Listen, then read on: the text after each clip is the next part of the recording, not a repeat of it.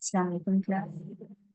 आज का हमारा नेक्स्ट लेक्चर है एयर क्वालिटी इंडेक्स और air pollution index. Air quality index और एयर पोल्यूशन इंडेक्स क्या हैं? कॉमनली हम इनको तब यूज करते हैं जब किसी भी पोल्यूटेंट लेवल का हमने क्वांटिटी बतानी हो कि एयर के अंदर इस पोल्यूटेंट की जो क्वांटिटी है वो पोल्यूशन को इंडिकेट कर रही है, पोल्यूशन की सिवियरिटी बता रही है। तो उसके लिए हम एयर क्वालिटी इंडेक्स या एयर पोल्यूशन इंडेक्स का जो टर्म है वो यूज करते हैं।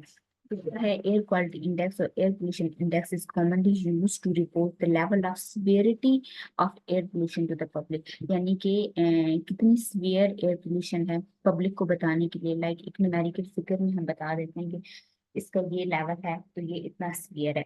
A number of method were develop in the past. Various researchers ने या इन्वायरमेंटल एजेंसीज ने बनाए थे एयर क्वालिटी इंडेक्स या एयर पोल्यूशन इंडेक्स को मेजर करने के लिए। इसका बेसिक ऑब्जेक्टिव जो है वो क्या है कि एयर क्वालिटी इंडेक्स का to transform the measured concentration किसी भी इंडिविजुअल एयर पोल्यूटेंट की, जो हम इंडिविजुअल कंसंट्रेशंस को मेजर करते हैं, into a single numerical index, किसी एक वैल्यू में उसको कन्वर्ट कर देना कोई भी सुटेबल एग्रीगेशन मैकेनिज्म या स्टैट को अप्लाई करके, ताकि बेसिक कॉमन पब्लिक को बता सकें कि इसका ये लेवल है तो ये एयर की क्वालिटी, एयर के अंदर पोल्यूटेंट की क्वालिटी ये है।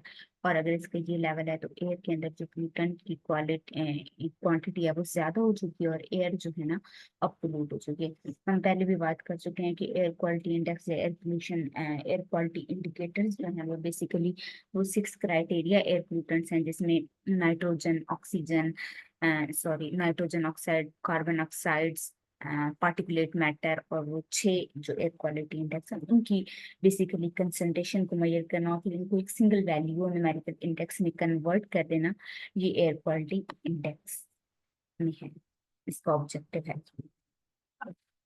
एयर क्वालिटी इंडेक्स का बेसिक जो ऑब्जेक्टिव है वो है कि जो ह्यूमन पब्लिक हेल्थ है उसको भी प्रोटेक्ट करना।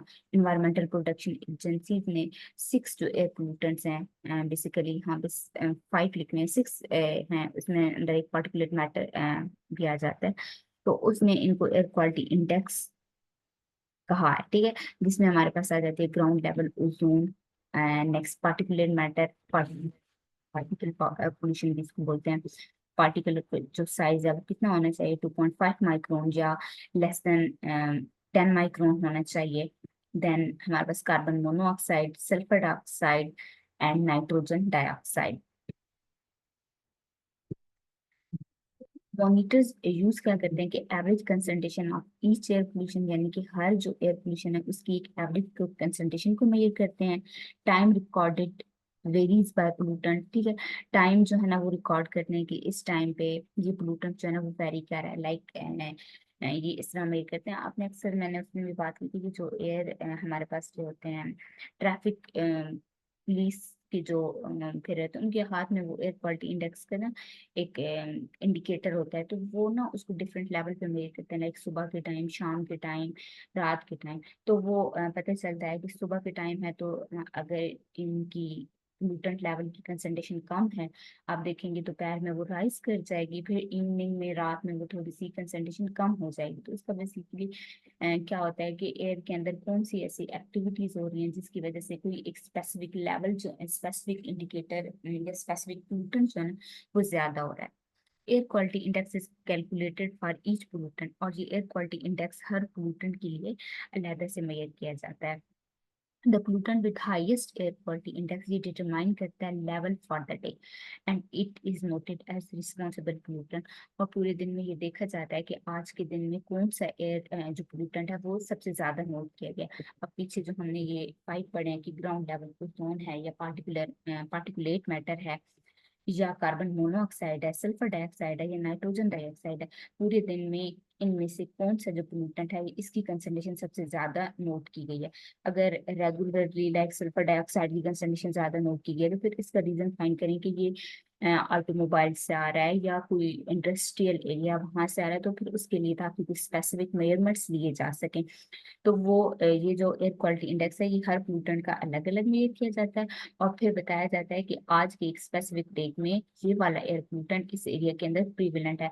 और फिर ये नोटेबली फॉर फर्दर डेज के लिए भी नोट किया जाता है। और फिर इससे ये पता चलता है कि इस एरिया में कौन सा एयर पोल्यूटेंट ज्यादा है, फिर उसकी जो बेसिक रीजंस है उसको फाइंड आउट किया जाता है ताकि उसको कंट्रोल किया जा सके। इसकी नेक्स्ट आ जाते हैं एयर क्वालिटी इंडेक्स की हमारे पास वैल्यूज। तो एयर क्वालिटी की जो वैल्यूज हैं ये रेंजेस करती हैं 0 से 500 के रेंज में। द हायर एयर क्वालिटी की इंडेक्स की जो वैल्यू होंगी, greater the air pollution and health concern, जितनी ज्यादा इसकी रेंजेस या वैल्यूज ज्यादा होंगी इतने ज्यादा हमारे पास इसके फिर हेल्थ कंसर्न भी आएंगे। जाहिर सी बात है, अगर कोई भी स्पेसिफिक पोल्यूटेंट ज्यादा होगा तो उसको इनहेल करेंगे, तो आपने ये पीछे जितने भी हमने क्राइटेरिया एयर पोल्यूटेंट्स पढ़े हैं या एयर क्वालिटी इंडिकेटर्स पढ़े हैं, इन सब की जो स्पेसिफिक हेल्थ कंसर्न है या हेल्थ इश्यूज हैं वो भी आप लोग पढ़ चुके हैं, तो उससे फिर हेल्थ इश्यूज भी होंगे। And air quality index of 100 अगर 0 से 500 की रेंज में है, तो अगर इसका जो लेवल है वो 100 पे है, तो वो क्या करस्पॉन्ड करता है कि national air quality standard of that pollutant, तो वो 100 का लेवल एक उसका स्टैंडर्ड पोल्यूटेंट का लेवल बता रहा होता है। और वैल्यू जो है ना वो अगर लेस देन ग्रेटर, ये क्या साइन होता है, ग्रेटर देन 100 हो, जनरली लेस देन सॉरी 100 हो, तो वो क्या कंसिडर की जाती है, satisfactory and not health hazard. तो वो इसकी जो वैल्यू है वो सेटिस्फैक्ट्री कंसिडर की जाती है, उसको हैजर्डस कंसिडर नहीं किया जाता। अब ऐसा तो नहीं हो सकता ना कि एयर के अंदर सल्फर ऑक्साइड बिल्कुल हो ही नहीं, या नाइट्रोजन ऑक्साइड या ग्राउंड लेवल ओजोन जो बिल्कुल हो ही नहीं, ये तो मुमकिन ही नहीं है, क्योंकि हमारा जो एटमोसफेयर वो एटमोसफेयर, और एटमोसफेयर की डेफिनेशन ही है कि मिक्सचर ऑफ डिफरेंट गैसेज, लेकिन उन गैसेस का एक लेवल होना चाहिए जिस लेवल पे वो कोई भी हेल्थ इश्यू काज ना कर सकें। एंड एयर पोल्यूटेंट जो ग्रेटर देन होगा 100 का, वो क्या मेजर करेगा, एयर क्वालिटी में भी अनहेल्दी एंड सम ग्रुप्स के लिए। और वैल्यू जो 300 की होगी रेंज में होगी, वो क्या हमें बताएगी कि वैल्यू जो है ना वो हैजर्डस, हमारे पास एयर पोल्यूटेंट या एयर की जो अंदर पोल्यूटेंट की कंसंट्रेशन है वो हैजर्डस लेवल पे पहुंच चुकी है।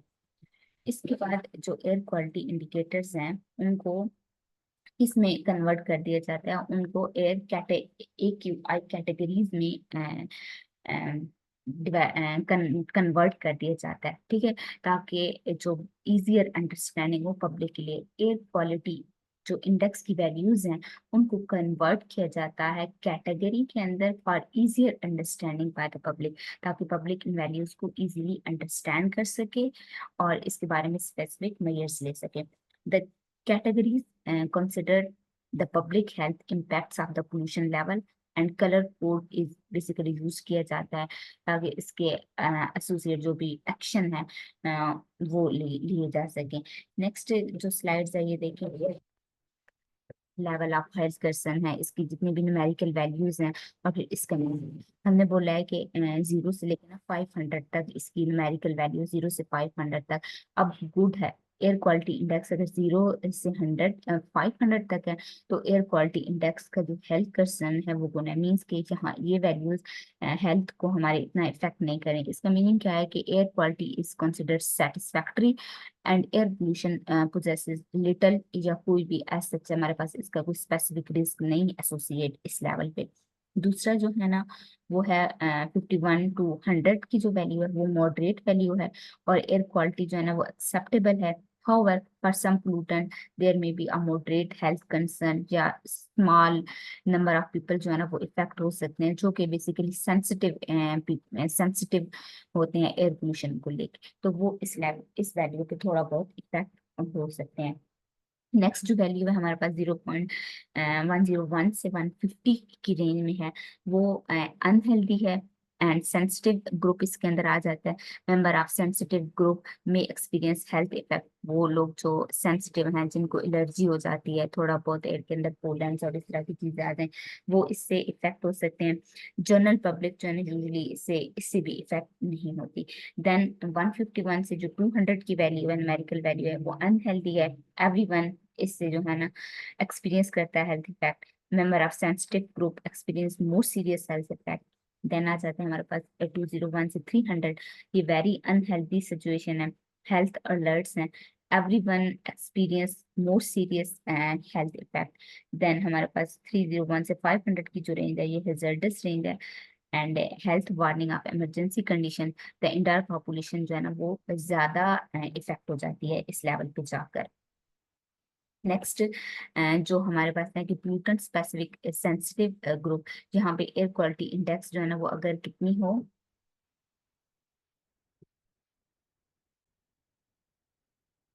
इसके बाद अगर एयर क्वालिटी इंडेक्स की value greater than 100 not, then the sensitive group, इनको भी कॉशन होना चाहिए, इनको मतलब अपने लिए प्रिकॉशंस जो है ना और एहतियात करनी चाहिए, यानी कि ओजोन का जो वैल्यू है ये लेवल है, people with lung diseases, children, older age, adult, और पीपल जो आर एक्टिव टू आउटडोर्स, यानी कि बार बार बाहर जाते हैं, तो उनको इससे कॉशंस यानी कि प्रिकॉशनरी मेजर्स लेने चाहिए। पार्टिकुलर मैटर 2.5, तो पीपल विद हार्ट और लंग डिजीजेस और अडल्ट जो है इफेक्ट हो सकते हैं।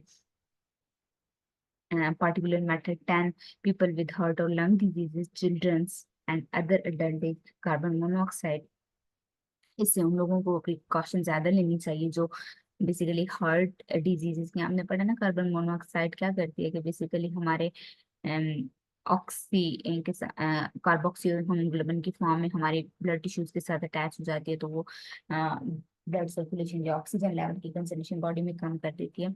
इसके बाद सल्फर डाइऑक्साइड, जिन पीपल को अस्थमा वगैरह है तो वो लोग जो है ना इससे कॉशंस, इससे प्रिकॉशनरी मेजर्स लें, इससे जो है ना वो अपने आप को सेव रखें। देन है हमारे पास यहाँ तक जो हमने पढ़े हैं वो थे different types of air pollution के काजेस पढ़े थे हमने। जो एयर के अंदर पोल्यूशन इंडिकेटर है, क्राइटेरिया एयर पोल्यूशन है, नॉन क्राइटेरिया थे, हजार्डस थे, वो कैसे कैसे एयर पोल्यूशन कॉज करते हैं और उनके क्या क्या हेल्थ इफेक्ट हैं। अब जो हमारे पास नेक्स्ट स्लाइड्स हैं वो ये हैं कि causes of air pollution, human की एक्टिविटीज की वजह से भी एयर पोल्यूशन कॉज हो रही है। अब जो पहले वो भी बेसिकली ह्यूमन की एक्टिविटीज की वजह से ही हो रही थी, बट ड्यू टू ये केमिकल्स से ये यहाँ पे अब क्या आ गया कि इमिशन, डिफरेंट जो ह्यूमन एक्टिविटीज की वजह से क्या हो रहा है कि emission of from industries and manufacturing industries, इससे क्या हो जाता है। Have you ever seen a manufacturing company before, you will notice that there is a long tubes जिसको हम चिमनीज वगैरह कहते हैं, वो एयर के अंदर हाईली इरेक्टेड फॉर्म होती हैं with lots of smoke and fumes coming out of it. आपने देखा होगा कि उसमें से स्मोक और फ्यूम जो है ना वो निकल रहे होते हैं उन चिमनीज में से। Water incinerator, manufacturing industries and power plant ये क्या करते हैं, हाई लेवल कार्बन मोनोऑक्साइड को इमिट करते हैं एयर के अंदर।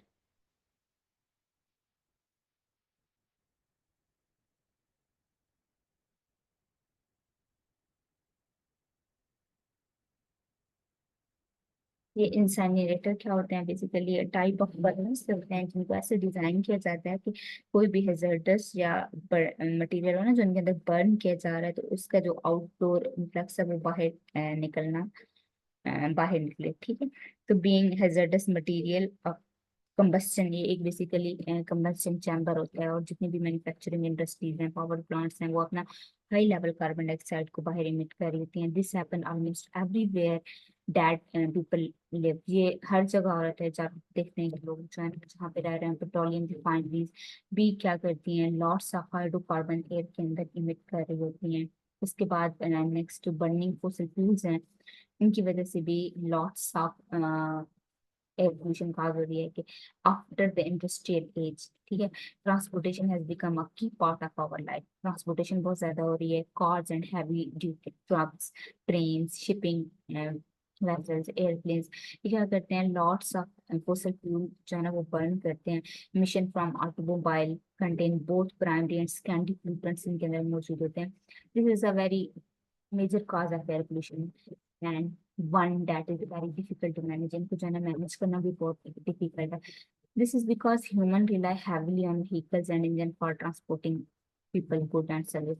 तो इनके बगैर जो है ना वो रहा भी नहीं जाता, और इसकी वजह से जो है ना मेजर एयर पोल्यूशन का काज हो रही है, जो कि इनडायरेक्टली क्या कर रही है, हमारे इन्वायरमेंट को हार्म कर रही है।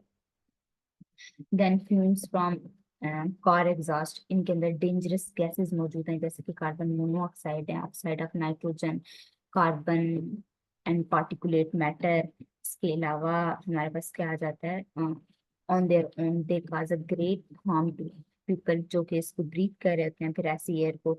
इसके बाद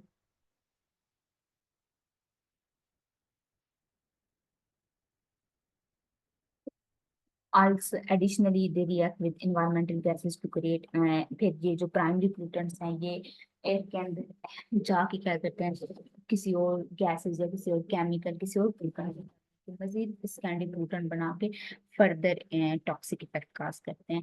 तो यहाँ तक फर्दर भी हमारे पास काफी सारे एयर पोल्यूटेंट्स जो कि हमारे पास एयर पोल्यूशन काज कर रहे हैं। Let me explain one thing, just wait. जहाँ तक आप लोग करें ऑलमोस्ट आपका एयर पोल्यूशन का थोड़ा बहुत रह गया, ऑलमोस्ट रिकवर हो चुका है। इसमें हम ऐसे कोई प्रिकॉशनरी मेजर्स नहीं ले सकेंगे। जैसे हम नेक्स्ट टॉपिक पढ़ेंगे वाटर पोल्यूशन, उसके अंदर हम लोग पढ़ेंगे और उसके अंदर देंगे।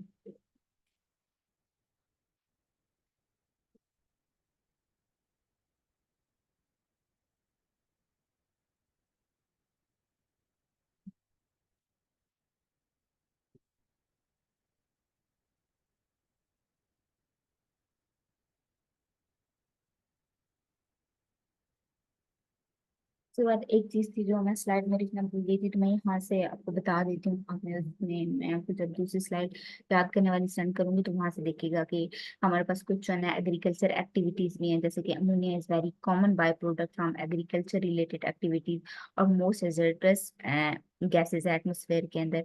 ये हम कब यूज करते हैं, insecticide, pesticide, fertiliser, agriculture waste के अंदर। ये भी हमारे पास लार्ज क्वांटिटी है, लार्ज क्वांटिटी में होता है। और ये भी क्या करता है, हार्मफुल केमिकल हमारे एयर के अंदर एमिट करता है और उसकी वजह से भी एयर पोल्यूशन काज होती है। इसके बाद माइनिंग ऑपरेशन जो है, वहां से भी क्या होता है कि जब भी कोई मेटालिक और में या किसी भी माइनिंग वाली जगह में माइनिंग की जा रही होती है, तो माइनिंग प्रोसेस में क्या होता है कि mineral below the earth are extracted using large equipment को यूज करके इक्विपमेंट माइनिंग की जा रही होती है। During the process dust and chemical जो है ना वो एयर के अंदर रिलीज होते हैं और मैसिव एयर पोल्यूशन काज करते हैं। This is one of the reason which is responsible for deteriorating health condition. जो इतने भी वर्कर्स होते हैं और नियर बाय रेजिडेंट्स होते हैं, उनकी जो हेल्थ कंडीशन होती है वो इससे इफेक्ट होती जा रही होती है। This is one of the reason. तो ये हमारे पास कितने मैंने आपको बताए हैं, emissions from industries and manufacturing activities, burning of fossil fuels।